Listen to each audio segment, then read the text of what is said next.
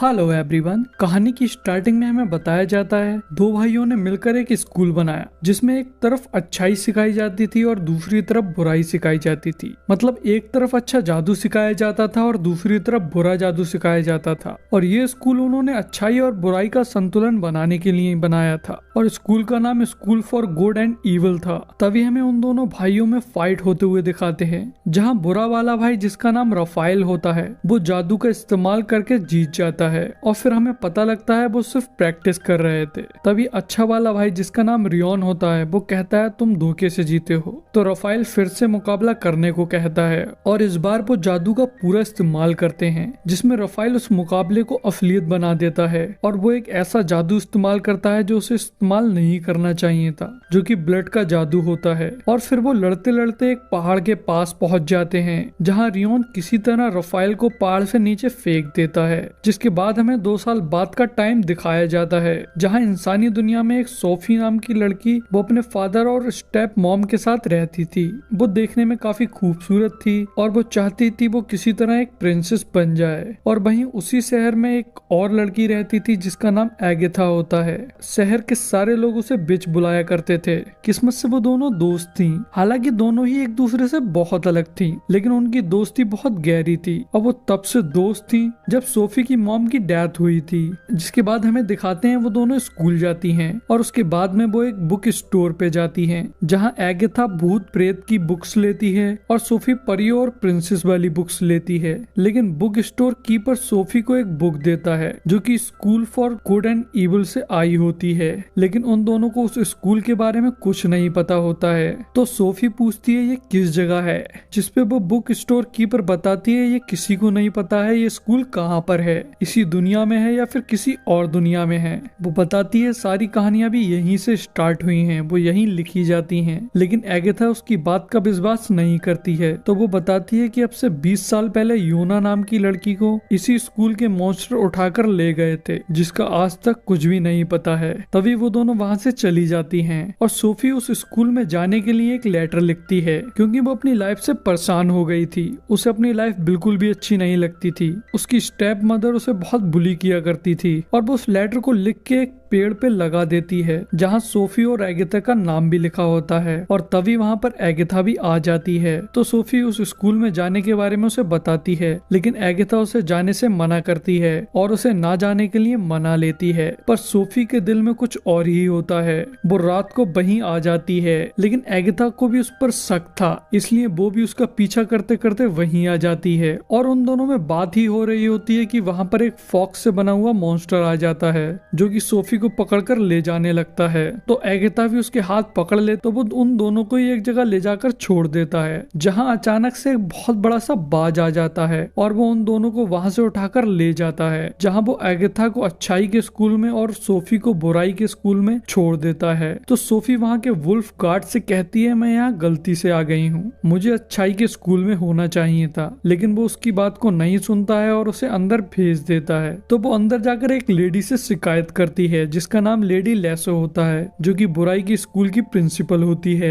लेकिन वो उसे बताती है कि परिंदे से कभी भी गलती नहीं होती है। तभी हमें एगेथा को दिखाते हैं जो कि अच्छाई के स्कूल में होती है, लेकिन वहाँ के कुछ स्टूडेंट एगेथा के बालों और कपड़ों की हंसी उड़ा रहे होते हैं। तुम तो बिल्कुल चुड़ैल लग रही हो, तुम्हें इस स्कूल में नहीं आना चाहिए था, तुम शायद गलती से यहाँ आ गई हो। लेकिन तभी पर यह एगेथा को जबरी अंदर ले जाती है, जहाँ उसकी मुलाकात एक लेडी से होती है जिसका नाम प्रोफेसर डेबी होता है, जिससे एगेथा कहती है वो यहाँ नहीं आना चाहती थी, यहाँ तो उसकी दोस्त आना चाहती थी। तो प्रोफेसर बताती है नेवर यहाँ नहीं आ सकती और परिंदे से कभी गलती नहीं होती है। एगेथा को नेवर का मतलब नहीं पता होता है, तो इसलिए प्रोफेसर उसे बताती हैं जो बच्चे बुराई के स्कूल में जाते हैं उन्हें नेवर बुलाया जाता है, क्योंकि वो कभी भी खुश नहीं रहते हैं। और जो बच्चे अच्छाई के स्कूल में आते हैं उन्हें एवर बुलाया जाता है, क्योंकि वो हमेशा खुश रहते हैं। जिसके बाद उन सारे बच्चों को एक हॉल में बुलाया जाता है, जहां एगेथा एक बहुत भारी सी गाउन पहनकर आई होती है और उधर सोफी सिर्फ सिंपल से ब्लैक कपड़े पहनी हुई होती है, जबकि उन दोनों की पसंद इससे बिल्कुल उल्टी होती है। पर बुराई के लोग हमेशा काले और सिंपल कपड़े पहनते हैं और अच्छाई वाले लोग फैशनेबल कपड़े पहनते हैं। तभी उसके बाद में एवर मतलब अच्छे लोग अपनी स्किल्स दिखाते हैं और उस दुनिया के अगले राजा डेट्रोस को दिखाया जाता है, तो वो भी अपनी कुछ स्किल्स दिखाता है, जिसके बाद में नेवर्स मतलब बुरे बच्चों में से एक बच्चा उसको चैलेंज कर देता है। तो उन दोनों के बीच में मुकाबला होता है, लेकिन डेट्रोस उस साइक्लोप को हरा देता है क्योंकि उसके पास में एक्सकैलिबर होती है। तभी डेट्रोस का ध्यान सोफी और एगाथा दोनों पे ही जाता है, लेकिन वो एक दूसरी लड़की के पास जाकर बैठ जाता है। तभी वहाँ पर स्कूल के हेडमास्टर रियोन आते हैं, जो कि अब काफी बूढ़े हो गए होते हैं। वो उन बच्चों से कहते हैं तुम सबको अच्छे से पढ़ना है और सारे रूल फॉलो करना है, क्योंकि जो बेस्ट स्टूडेंट होगा उसी को स्टोरियन चुनेगा। उसी की स्टोरी इंसानों की दुनिया में पहुंचाई जाएगी, जिससे वो लोग प्रेरित होकर अपना लक्ष्य चुन सकें। और तभी अचानक से सोफी पूछती है अगर कोई गलत स्कूल में आ गया हो तो, और फिर एगाथा कहती है या फिर यहाँ गलती से आ गया हो, तो उस पे मास्टर रियोन कहते हैं ऐसा नहीं हो सकता क्योंकि यहाँ पर गलतियाँ नहीं होती हैं, और वो ये कहकर वहाँ से चले जाते हैं। तभी रात में उन दोनों को ही उनके क्लास के बच्चे परेशान करते हैं, क्योंकि वो रीडर होती हैं, मतलब वो इंसानी दुनिया से आई होती हैं। जहाँ एगाथा सोफी से मिलने के लिए इविल वाले स्कूल में आ रही होती है, तो वो रास्ते में उन दोनों स्कूल की प्रिंसिपल को बात करते हुए सुनती है, और जब वो दोनों वहाँ से चली जाती हैं तब उस रूम में वहाँ पर रफाइल दिखाई देता है, जो कि उससे कहता है सोफी अब हमेशा के लिए उसकी है, और फिर वो गायब हो जाता है। तभी वो भी इविल स्कूल पहुंच जाती है, जहाँ सोफी के क्लासमेट उसको परेशान कर रहे होते हैं और उसके बाल काटने की कोशिश कर रही होती है, लेकिन सोफी उल्टा उसी को मारने लगती है और उसके साथ में बहुत बुरा बर्ताव करती है। तभी उसकी नजर एगाथा पे पड़ जाती है, तो वो उसको देखकर उसके पास आ जाती है। तो वो दोनों मिलकर स्टोरियन के पास जाते हैं और देखते हैं कि वहाँ सिर्फ एक पेन और बुक होती है, जो कि अपने आप ही लिख रही होती है। तभी वहाँ पर रियोन आ जाता है और कहता है तुम्हारे अलावा यहाँ तक कोई भी नहीं आ पाया है, तुम दोनों इतनी खास हो तो यहाँ से जाना क्यों चाहती हो। तो उस पे सोफी कहती है ये जाना चाहती है, मैं नहीं जाना चाहती हूँ, बस मुझे तो गलत स्कूल में भेज दिया गया है। हालांकि एगाथा खुद को और सोफी दोनों को ही वापस ले जाना चाहती थी, पर सोफी उसे समझाती है कि उसे वो लाइफ बिल्कुल भी पसंद नहीं है। पर एगाथा को रियोन पे विश्वास नहीं होता है, तो वो उनसे पूछती है कि स्नो वाइट और सारी कहानियां जो उन्होंने पढ़ी हैं वो सब सच्ची हैं। जिस पे रियोन उन्हें बताता है तुमने जितनी भी कहानी पढ़ी हैं, जैसे सिंदबाद, सिंड्रेला, स्नो वाइट और जितनी भी, वो सारी कहानियां नहीं सच्चाई है, उसमें से सारे लोग इस स्कूल के स्टूडेंट रह चुके हैं। और फिर वो सोफी से कहता है अगर तुम बुरी नहीं हो और तुम्हें अच्छाई के स्कूल में जाना है। वो उससे कहता है बुराई जो चीज कभी हासिल नहीं कर सकती, उस चीज को हासिल करके दिखाओ और साबित कर दो मुझसे गलती हुई। तो सोफी कहती है मेरे पास सब कुछ है, अच्छे बाल हैं, मैं सुंदर हूँ, यही सारी चीजें चाहिए होती हैं अच्छाई के स्कूल में जाने के लिए। लेकिन एगाथा उसे समझाती है कि वो ये सारी चीजें नहीं है, वो एक्चुअल में सच्चा प्यार है। तुम्हें सच्चे प्यार को ढूंढकर उसको किस करनी होगी, जिससे ये साबित हो जाएगा तुम अच्छी हो।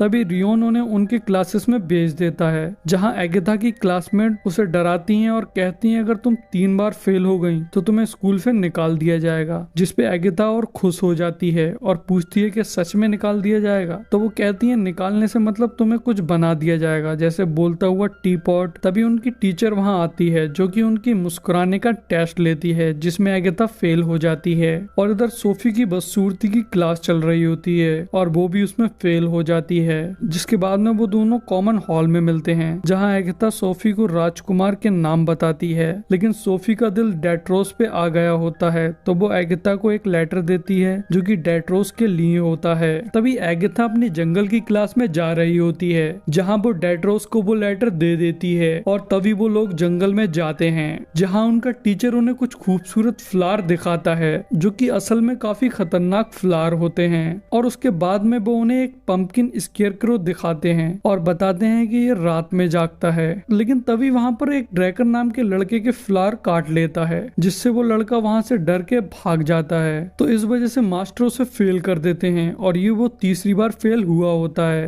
तो एगाथा उसके पीछे भाग और उससे कहती है कि तुम तीसरी बार फेल हो रहे हो, और वो उसका पीछा कर ही रही होती है कि उसके चारों तरफ बिजली आ जाती है और वो अचानक से गायब हो जाता है। तभी हमें सोफी को दिखाते हैं, जो कि अपने क्लास में होती है। तो उसके क्लास की रीटा नाम की लड़की उसे परेशान कर करने लगती है। और जैसा कि वो बुराई का स्कूल होता है, इसलिए टीचर उसे नहीं रोकती है, बल्कि उन्हें तो ये सब देखने में मजा आता है। तभी रीटा अपने एक टैटू से छोटा सा ड्रैगन निकालती है जो कि सोफी पे हमला करने लगता है, और सोफी कुछ नहीं कर पा रही होती है, वो सिर्फ चिल्ला रही होती है। लेकिन तभी अचानक से वहाँ पर बहुत सारी मधुमक्खी आ जाती हैं और उस ड्रैगन को मारने लगती हैं, जिससे रीटा का भी दम घुटने लगता है। तभी सोफी उन मक्खियों को रुकने को कह देती है, तो पता लगता है कि वो रफाइल था। तो लेडी लेसो सोफी को अपने साथ ले जाती हैं, जहाँ सोफी पूछती है ये कौन था। तो लेडी लेसो से रफाइल के बारे में बताती हैं और उससे कहती हैं तुम बहुत पावरफुल हो। लेकिन सोफी उससे खुश नहीं होती है, क्योंकि उसे पावरफुल नहीं बनना था, उसे तो बस अच्छाई वाले स्कूल में जाना था। और लेडी लेसो उससे ये भी कहती हैं कि अगर रफाइल तुम्हें फिर से मिलने आए तो इसके बारे में तुम सिर्फ मुझे बताना और किसी को मत बताना। जिसके बाद हमें प्रोफेसर डूबी को दिखाते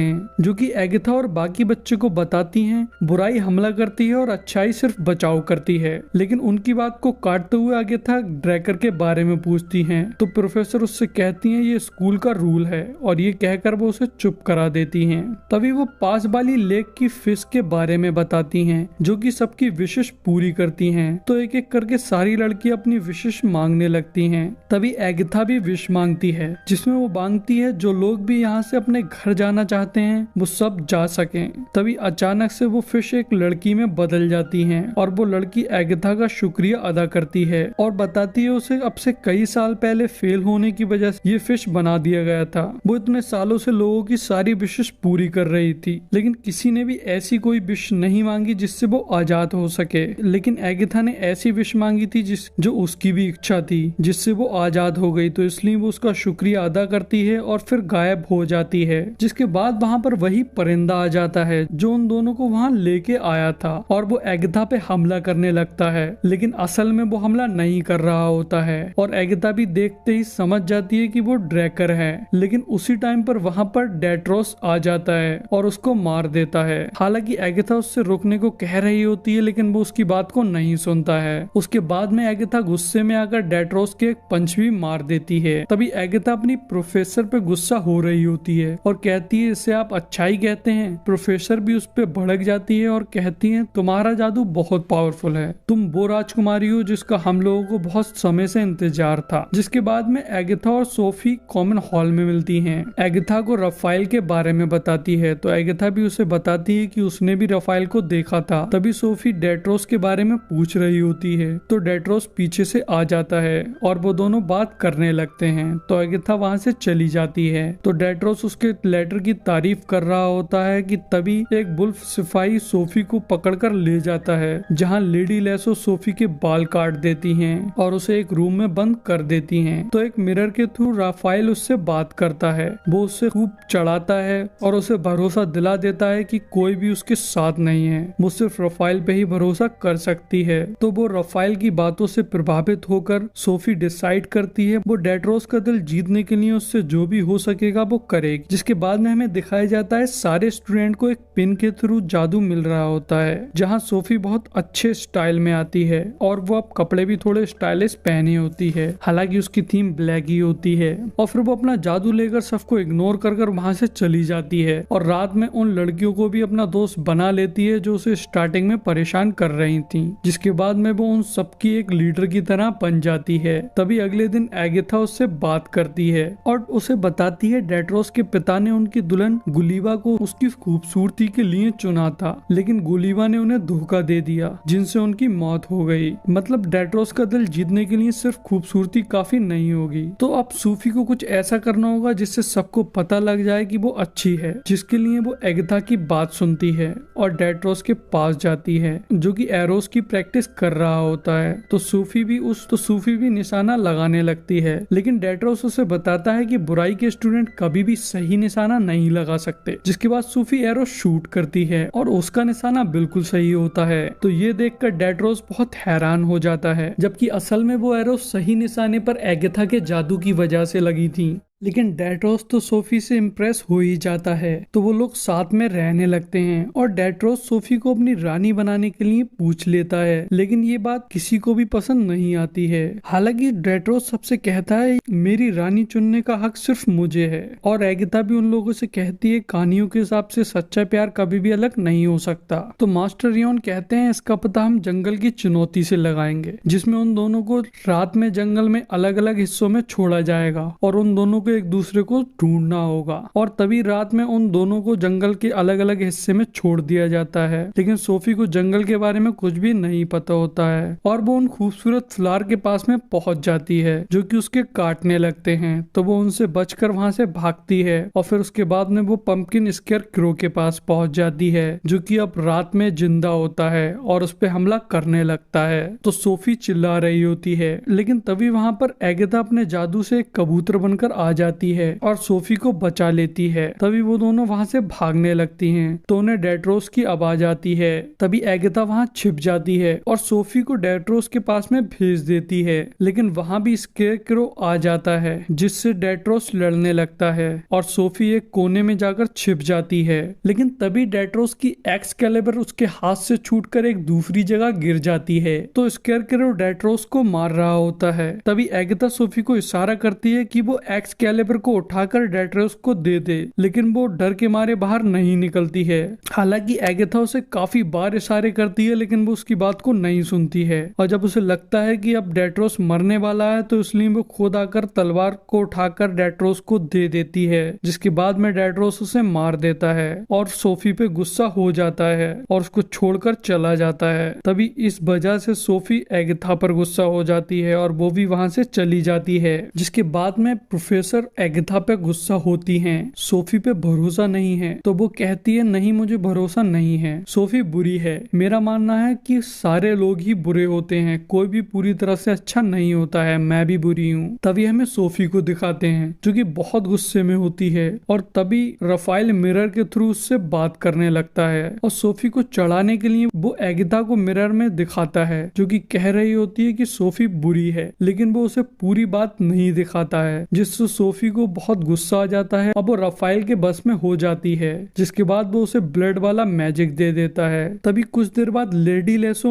सोफी से मिलने आती हैं, लेकिन वो उन्हें बहुत सुना देती है, जहां हमें पता लगता है लेडी लेसो वही लड़की है जो कि सोफी के शहर से 20 साल पहले गायब हो गई थी। और उधर डेट्रोस एगिथा को अपनी रानी बनने के लिए चुन लेता है, जिसके बाद वहां पर सोफी आ जाती है जो कि अब एक चुड़ैल बन गई होती है। उसका चेहरा भी बहुत खतरनाक लग रहा होता है। अब वो डेट्रोस से कहती है तुम किसी को भी चुन लो, लेकिन तुम्हारी रानी तो मैं ही बनूंगी, और ये कहकर वहां से चली जाती है। जिसके बाद डेट्रोस और बाकी के लोग देखते हैं सोफी ने गुड एंड इविल दोनों तरफ के ही गार्ड और प्रोफेसर को एक छोटे से खिलौने में बदल दिया होता है। तो डेट्रोस सोफी को रोकने के लिए इविल स्कूल पे हमला करने जाता है और वहां जाकर उन पर हमला कर देता है, लेकिन सोफी उनके हमले को रोक देती है और सोफी का प्लान कामयाब हो जाता है, क्योंकि हमेशा पहले बुराई हमला करती है और अच्छाई बचाती है, जो कि सोफी ने किया होता है। तभी अचानक से सारे इविल बच्चे चेंज होने लगते हैं और वो बहुत खूबसूरत हो जाते हैं और वो अच्छाई के स्टूडेंट बन जाते हैं, और अच्छे बच्चे चेंज होकर बुराई के स्टूडेंट बन जाते हैं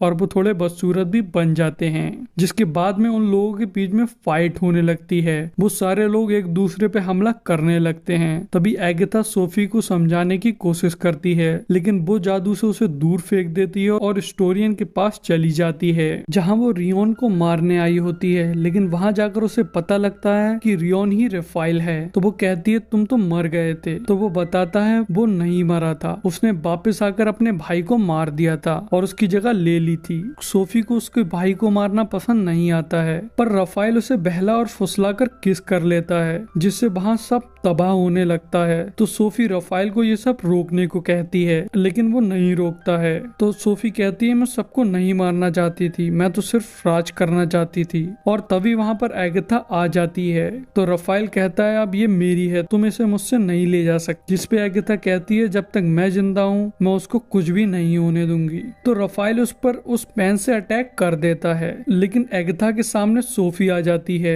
और वो पेन उसके लग जाता है, जिससे उन दोनों का बंधन टूट जाता है और वहाँ की जितनी तबाही हुई होती है वो वापस से ठीक होने लगती है। तभी वहाँ पर डेट्रोस आ जाता है जो कि रफाइल को मारने की कोशिश करता है, पर रफाइल उससे बहुत पावरफुल होता है और उससे कहता है मैं एक्सकैलिबर से नहीं मर सकता, अगर तुम्हारे पिता के हाथ में होती तो शायद मर जाता। जिसके बाद वो डेट्रोस को मारने लगता है और उसकी तलवार भी उसके हाथ से दूर जाकर गिर जाती है। तो सोफी मरते टाइम अपने जादू से उस तलवार को उठाती है और रफाइल के खंजर को उससे गिरा देती है और उसके बाद में एगाथा उस तलवार को कूदकर पकड़ लेती है और रफाइल को वहीं मार देती है। पर इधर सोफी मर जाती है तो एगाथा उसे देखकर रोने लगती है और उसके आंसू निकलकर सोफी के जख्म पर गिर जाते हैं, जिससे वो अचानक से ठीक हो जाती है। और हमें दिखाते हैं अब अच्छाई और बुराई दोनों के स्टूडेंट एक दूसरे की हेल्प कर रहे होते हैं और वो एक दूसरे के साथ खड़े होते हैं। जिसके बाद वहाँ पर एक पोर्टल खुल जाता है जो कि उन दोनों के घर का रास्ता होता है। तो सोफी एगाथा से कहती है तुम यहीं डेट्रोस के पास रुक जाओ, मैं वापस अपनी दुनिया में चली जाती हूँ। लेकिन एगाथा उसका साथ नहीं छोड़ती है, वो भी उसके साथ में अपनी दुनिया में चली जाती है